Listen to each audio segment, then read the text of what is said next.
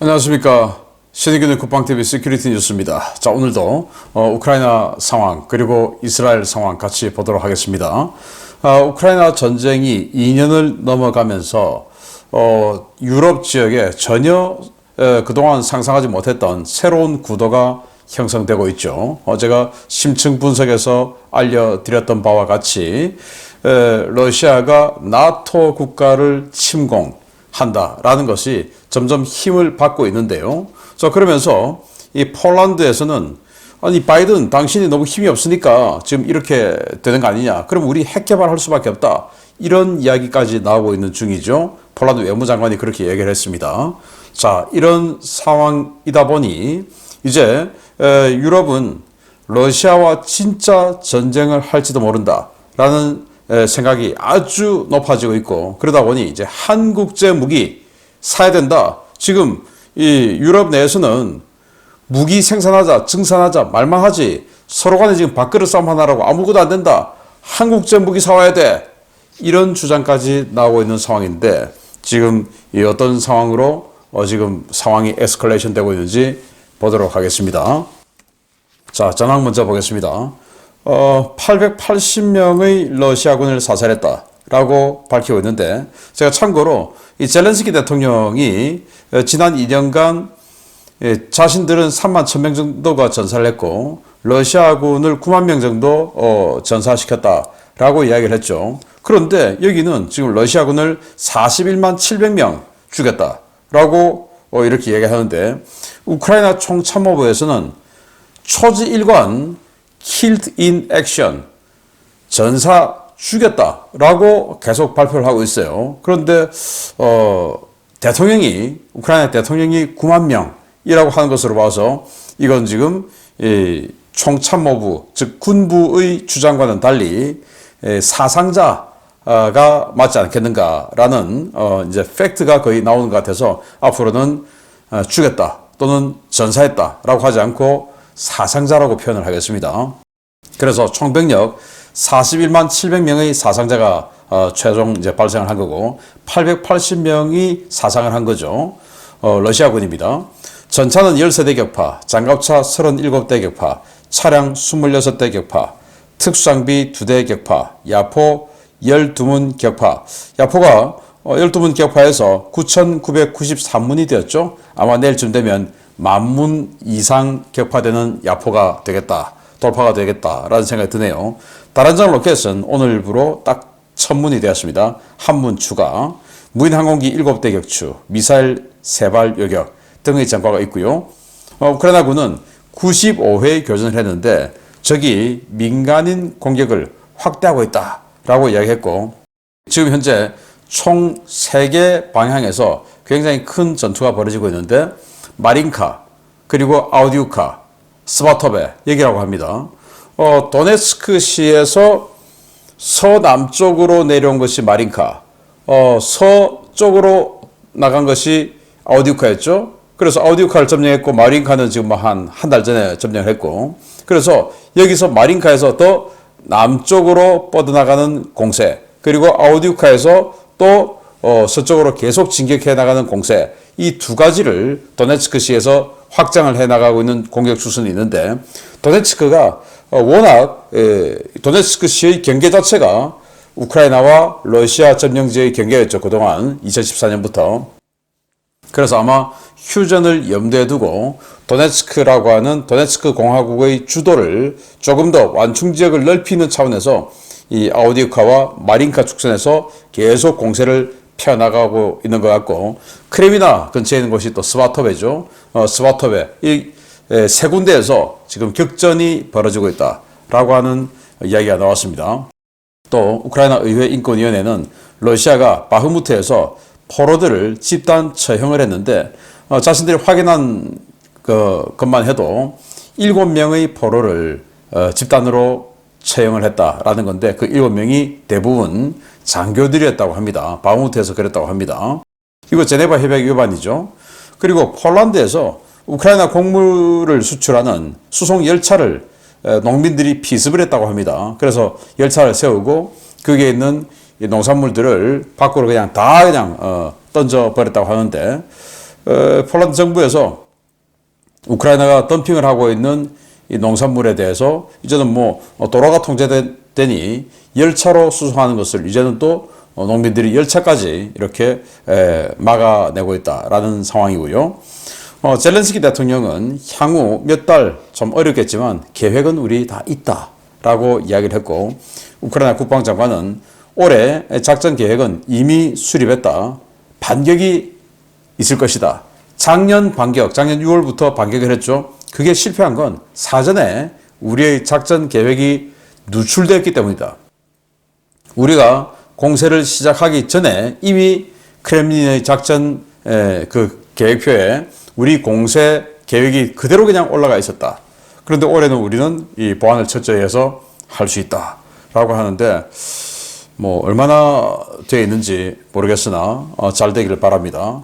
그런데 지금 이 양측의 부대 배치 상황을 보면 딱 봐도 빨간색이 파란색보다 훨씬 많습니다. 물론 러시아군의 빨간색은 부대 단대어만 있고 사실은 병력은 별로 없는 그런 허수도 좀 많이 있긴 합니다만은, 그럼에도 불구하고 이렇게 지금 많이 있으니까 야, 이거 도대체 어디를 두들겨야 열리겠는가 라는 우려가 들기도 하네요. 작년 6월 달에 제대로 두들겼으면 정말 뭐 헤르손 남쪽 다 어떻게 할 수 있을 텐데 좀 안타깝습니다. 그리고 스웨덴 범야권에서는 총리 즉각 그리펜 전투기 지원하는 거 협상하라 라고 촉구하고 나섰는데, 이제 나토도 가입되었겠다. 또 스웨덴도 사실은 최전선이죠. 스웨덴 바로 바다 건너편이 러시아의 전략 요충지 칼리닝그라드죠. 그래서 스웨덴도 전쟁 탁 일어나면 바로 그 최전선이 되는 곳이 스웨덴이기 때문에 지금 나토도 가입했고 하니 뭔가 좀 보여줘라 해서 이런 지금 언론 보도가 나오는 겁니다. 그리펜 공급 해줘라. 지금 그 그리펜 CD형, 그러니까 A사 레이더가 아닌 기계식 레이더가 장착된 그리펜 CD형을 만들어 놓고 사용하지 않는 전투기들이 많이 있다라고 하죠.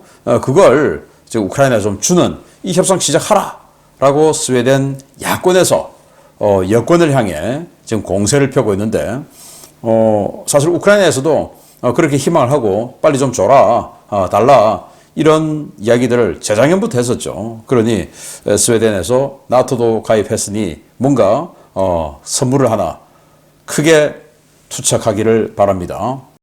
척 슈머 원내대표인데요. 바로 민주당의 상원 원내대표인데, 자, 공화당 우크라이나 지원 제발 좀 협조해라 라고 촉구를 했는데, 지금 공화당은 거의 뭐 트럼프 전 대통령이 대선 후보로 선출되는 게 거의 확정되어 가고 있는 상황이죠.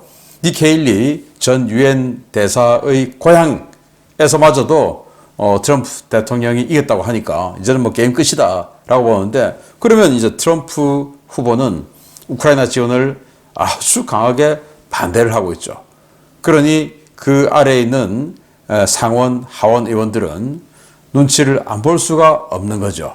그래서 점점 더 어려워지고 있는 상황이고, 바이든 대통령은 27일 하원 의장을 면담했는데, 공화당이죠. 그래서 우크라이나 지원 촉구할 예정이다 라고 하는데, 작년 10월부터 집행되었어야 할 예산이 아직도 가결되지 않고 있다 보니까 국가 운영도 제대로 안 되고, 그리고 우크라이나 지원도 못하고, 그러니 제발 좀 협조 좀 하라 라는 차원에서 하원 의장을 면담을 한다고 하는데, 이게 뭐 그래도 아까 제가 또 말씀을 드렸듯이 잘 되겠나라는 안타까움이 있습니다. 자, 뉴욕타임즈는 CIA가 우크라이나 내 12개 기지를 비밀리에 가동을 하면서 감청하고 또 러시아군에 대한 표적 획득해서 좌표 알려주고 하는 이런 지원 행위를 하고 있다라는 폭로성 보도를 했는데, 굳이 이런 폭로를 할 필요가 있을까라는 생각이 들고요. 이게 아마 그 아우디오카를 러시아군이 점령하고 여기에서 영어를 쓰는 미국인을 몇 명 체포했다 라고 했는데, 그 사람들이 아마 CIA가 아닐까라고 생각이 되고, 군인은 포로가 되면 보호를 받을 수 있지만 제네바 협약에 따라서 민간인 또는 정보원은 보호를 못 받죠. 그래서 바로 사살해도 돼요. 이런 차원에서 굉장히 좀 안타깝다. 안 들켰으면 어땠을까라는 생각이 드는데 그런 차원에서 또 보면 우크라이나군이 그렇게 아주 놀랍도록 원거리 타격하고 표적 획득 잘하고 하는 게 그들만의 실력이 아니었구나 하는 것들이 다시 한번 이렇게 밝혀지는 것 같습니다. 미국이 도와줬으니 그 정도로 싸우고 그 정도로 정밀하게 타격하고 했구나 라는 생각이 드네요. 어쩌면 미국이 지원한 하이마스는 그리고 거기에 탑재된 GMLRS 탄 같은 건 이 CIA가 직접 통제해서 사격을 하는 이 발사 명령, 좌표 입력 이런 것들은 CIA가 그냥 다 하고 실제로 탄을 장전하고 하는 뭐 이런 수동적인 일만 우크라이나군이 했던 건 아닐까라는 생각도 들기도 합니다. 자, 조기 경보기 A-56 메인스테이 격추되었죠. 그런데 이게 알고 보니까 2019년도에 개량된 최신 RF-50610 기체였다라는 거예요. 그게 바로 이 기체인데 소련 시절에 14대를 만들었어요. A-56 조기 경보기를. 그러다가 그 중에서 일부를 2019년에 이 레이더를 교체하고 뭐 완전히 그냥 탈퇴환골시키는 업그레이드 작업을 했는데 이 레이더가 초창기 레이더는 한 400km 보는 건데 2019년도에 업그레이드를 해서 560km까지 볼 수 있게끔 만들었고 그 중에 그게 뭐 14대 전부 다 아니었고 일부만 그래서 그 중에 8대 정도만 지금 쓸 수 있어서 쓰고 있는데 그 8대가 다 이렇게 최신형으로 업그레이드 된 게 아니고 그 중에 일부가 업그레이드 됐는데 그 중에 하나가 지금 격추되었다. 그러니 이번 격추로 인해서 러시아군이 정말 뼈아픈 피해를 입게 되었다라는 생각이 드네요. 자, 이스라엘 들어가면요. 지금 뭐 이렇게 북부, 중부, 남부 골고루게 전투 폭격이 벌어지고 있는데 이제 칸 유니스 지역은 거의 좀 이 마무리 단계에 들어갔다고 해요. 칸 유니스 여기죠. 그리고 이제 라파 지역으로 들어가는데 이 라파 지역에 들어가는 초일기에 들어가 있는 상황이다라고 하는 거고 자, 어제는 전사자는 없었다고 해요. 그러나 중상자 5명이 발생한 피해가 있었고 이스라엘군이 또 이스라엘군은 라파 대피 계획을 내각에 보고를 했는데 작전 계획을 내각에서는 승인했다라는 겁니다. 이스라엘군이 라파 지역으로 들어가려고 하니 이 라파 지역에 일반인들이 난민들이 한 120만에서 160만 정도 있다. 그런데 라파 지역으로 공격을 들어가면 그 난민들, 일반인들이 굉장히 큰 피해를 입을 거 아니냐. 그래서 미 정부 또 유럽에서 극렬하게 반대를 했죠. 이 상태로 들어가면 안 된다. 결국 이스라엘군이 그것을 수용해서 이 난민들을 안전한 곳으로 대피시킨 이후에 공격을 해 들어가는 이런 쪽으로 가닥을 잡았다라는 거죠. 그게 바로 이런 내용인데 자, 여기 보시면 이집트가 공개한 라파 국경 인근의 대규모 피난 캠프입니다. 이렇게 천막들을 대규모로 지어놓고 난민들이 오면 여기에 이제 머무르게 하고 여기에는 하마스는 절대로 못 들어오게 하는 자, 이런 상황에서 순수 민간인만 들어오게 하는 이런 난민 캠프. 또 이스라엘도 따로 해안 지역에다가 난민 캠프를 대규모 지어놓고 민간인들을 이동시키는 자, 이런 그 대피 계획을 만들었다고 하는데 120만에서 160만을 어떻게 이동을 시킬지 조금 걱정되기도 하네요. 자, 그리고 이스라엘군은 이집트 국경 지역에 공습을 가했는데 하마스는 이때 뭐 민간인들이 공습을 받아서 사상자가 생기고 막 이러고 있는데 바로 옆에 이집트군이 있었는데 이집트는 그냥 가만히 보고 있었다라고 분통을 터뜨리고 니들이 무슨 무슬림이냐라고 비난을 했는데 아무튼 뭐 이집트가 남의 나라 국경까지 들어와서 뭔가 할 수는 없었겠죠. 네타냐후 총리는 라파 작전이 시작되면 완료까지 몇 주 정도 걸릴 것이다. 뭐 하루 이틀 만에 끝나는 건 아니다.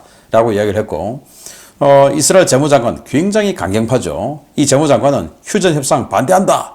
라고 나선 겁니다. 그래서 네타냐후 총리는 이 재무장관 그리고 안보장관 등 초강경파 반대파들이 있죠. 이 반대파들을 설득 작업 중이다. 라고 이야기하는 것이고 뭐 이런 거 보면 지금 이 파리에서 열리고 있는 이 휴전 협상은 제법 진전이 있는 것 같습니다.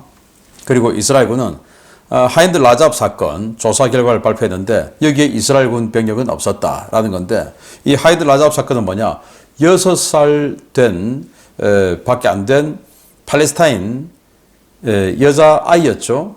그리고 이 여자아이를 보호하는 그들의 가족들이었죠. 그 여자아이와 가족들을 향해서 이스라엘군이 자동 소총을 그냥 갈겨버려가지고 그냥 뭐 보지도 않고 다 죽여버렸다라고 하는 것을 하마스가 주장을 했는데, 그래서 이스라엘군이 조사를 해보니 그때 당시에 이 인근에는 이스라엘군 병력은 전혀 없었다라는 거고, 그리고 여기에 있는 그 부검을 하면 총알 같은 거 나오지 않습니까? 그 총알이 5.56mm가 아니고 7.62mm다. 이스라엘군은 나토탄이죠. 우리 한국군도 마찬가지고 5.56mm 소총탄을 쓰죠. 우리 한국의 K2도 그렇고 이스라엘도 그렇고. 그런데 여기서 나온 시신에서 나온 이 탄약, 그리고 그 주변에 흩어져 있는 탄약들 7.62mm다. AK 소총에 들어간 탄이죠. 그래서 니들이 죽여놓고 우리 보고 지금 뒤집어 씌운다 라는 또 팩트를 발표를 했습니다. 그리고 예루살렘 포스트는 팔레스타인 자치정부가 내각 사퇴 후에 정부 재구성을 추진한다 라는 보도를 했고, 이스라엘군은 레바논 남부에 전투기를 통해 공습을 했고, 헤즈볼라는 포격으로 응수를 했습니다. 그래서 이렇게 지금 포격으로 응수하는 빨간색 많죠. 그래서 헤즈볼라는 포격으로 응수를 하고, 그러다 보니 또 이스라엘군은 북부 지역의 민간인 대피구역을 더 남쪽으로 확대하는 겁니다. 그러면서 확전 준비에 박차. 그래서 실제 레바논 지역으로 들어가서 헤즈볼라를 리타니강 이북으로 밀어붙여버리는 이런 작업을 진짜로 들어가려고 하는 상황이고요. 미 현역 공군 병사가 워싱턴의 이스라엘 대사관 앞에서 분신을 했습니다. 동영상 보니 정말 기가 차던데요. 그리고 이 멘탈도 굉장히, 몸에 불이 붙어서 한참을 있던데, 그래도 가만히 서 있는 이 병사였는데, 이 팔레스타인의 자유를 이렇게 외치고, 그런 일을 했어요.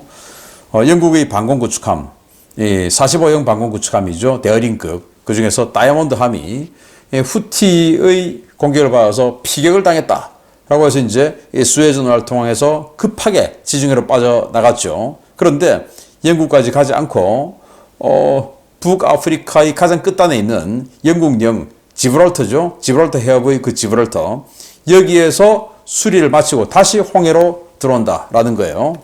바로 이 사진인데, 그래서 영국 언론들은 지브랄터가 우리 전진 기지로서 굉장히 큰 역할을 했다, 이런 그 호평의 기사도 내놓았습니다. 탄약 보급하고 다 받았으니까 빨리 다시 돌아와서 방공작전, 홍해에서 후티가 쏘는 방공작전 빨리 잘 해주기 바랍니다. 자, 주요 소식 들어갑니다. 북대서양조약기구 나토가 서방지원 F-16 전투기로 러시아 본토를 타격해도 된다는 입장을 우크라이나 측에 전한 데 이어 우크라이나의 나토 가입이 불가피하다는 입장을 내놓자 러시아 당국이 부글부글 끓고 있습니다. 나토와 러시아의 군사적 충돌 가능성이 높아지고 있다는 우려가 커지면서 나토 내부에서 한국에 지원을 요청해야 한다는 목소리가 나오기 시작했습니다. 푸틴 러시아 대통령은 우크라이나에 이어 나토 국가를 침공할 가능성이 매우 높으며, 이 때문에 나토는 푸틴이 우크라이나에서 성공을 거두게 해서는 안 된다고 우크라이나를 방문 중인 보리스 존슨 전 영국 총리가 현지 시각 2월 25일 밝혔습니다. 그는 유로피언 프라우다와의 인터뷰에서 푸틴이 나토 국가를 침공할 수 있다는 점을 간과해서는 안 된다라며, 푸틴은 터거 칼슨과의 끔찍한 인터뷰에서 말한 것과 달리 유럽을 상대로 뭔가 시도해 볼 것이다 라고 경고했습니다. 존슨 전 총리가 이같이 말한 것은 최근 유럽 각국 정보기관과 군당국에서 러시아의 유럽 침공이 가까워졌다는 경고가 쏟아지고 있는 것과 무관하지 않은데요. 존슨 전 총리는 푸틴 대통령이 칼슨과의 인터뷰에서 폴란드와 리투아니아 등 다른 국가로 전쟁을 확대하는 데 관심이 없다라고 말한 것이 거짓말이라고 꼬집었습니다. 옌스 스톨텐버그 나토 사무총장 역시 지난 2월 24일 개전 2주년을 맞아 가진 기자 간담회에서 러시아가 우크라이나에서 군사적 승리를 거둘 경우 푸틴의 야욕이 유럽까지 확대될 수 있다고 경고하면서 이를 막기 위해 우크라이나에 대한 군사적 지원을 계속하고 나아가서 우크라이나를 나토에 가입시켜야 한다고 밝힌 바 있습니다. 스톨텐버그 총장은 우크라이나는 그 어느 때보다 나토에 가까워졌다라며 우크라이나는 나토에 가입할 것이고 이는 가부의 문제가 아니라 시기의 문제라고 강조했는데요. 그는 우크라이나의 나토 가입 촉진을 위해 나토와 우크라이나군의 상호 운용성 강화를 위해 폴란드의 합동훈련 및 분석센터 개설이 준비되고 있다는 사실을 처음으로 공개했습니다. 이는 현재 구소련 당시 도입된 무장을 중심으로 편성된 우크라이나군을 나토 표준 장비로 전환하고 우크라이나군의 교리와 전술을 나토와 호환되는 방식으로 바꾸기 위한 사전 준비 작업인데요. 사실상 우크라이나 나토 가입을 전제로 추진되는 이 같은 움직임이 러시아의 강력한 대응으로 이어질 것이라는 경고가 쏟아지고 있습니다. 친러시아 밀 블로거들은 지난 2022년 개전 직전 푸틴 대통령의 연설 영상을 공유하며 우크라이나가 나토에 가입하고 나토가 집단적 자유권을 발동하려 하면 그들은 눈 깜짝할 시간도 없이 사라지게 될 것이라는 당시 푸틴 대통령의 핵 공격 위협을 상기시키고 있습니다. 나토와 러시아의 충돌 가능성이 점점 높아지면서 나토는 전전긍긍하는 분위기입니다. 임명을 요구한 나토 관계자는 워싱턴 포스트와의 인터뷰에서 유럽의 무기 증산이 계획대로 진행되지 않고 있다는 점을 지적하며 한국제 무기를 급히 들여와야 한다고 목소리를 높였는데요. 해빙 기미는 보이지 않고 점점 험악해지고 있는 유럽 상황, 이러다 정말 양측의 충돌이 발생하는 것이 아닌지 모르겠습니다. 네, 진짜 이제 유럽과 러시아의 전쟁이 시작되는 것 같습니다. 그래서 지금 유럽에서 굉장히 큰 군사훈련을 하고 있죠. 한 40여 척의 군함이 동원되어서 북해에서 그리고 지중해에서 두 개 함대로 나누어서 이렇게 나토가 러시아를 향한 연합 무력 시위를 하고 있고, 그리고 푸틴 대통령이 블랙잭 핵 탑재할 수 있는 블랙잭 폭격기 타고 부조종 쪽에서 한 30분 비행하면서 폼 잡고 무력 시위하니까 그 다음날 바로 미국도 첨속 폭격기인 B-1B를 바로 그냥 핀란드 인근의 스웨덴 공군기지에 배치를 해서 여기가 이제 러시아의 전략기지인 무르만스크하고 500km 밖에 떨어져 있지 않은 곳이에요. 뜨면 바로 그냥 무르만스크 폭격할 수 있는 이런 곳에 이제 또 이렇게 공격 무기를 배치하고, 자 그러면 도대체 어디서 이 초크가 터질 것이냐?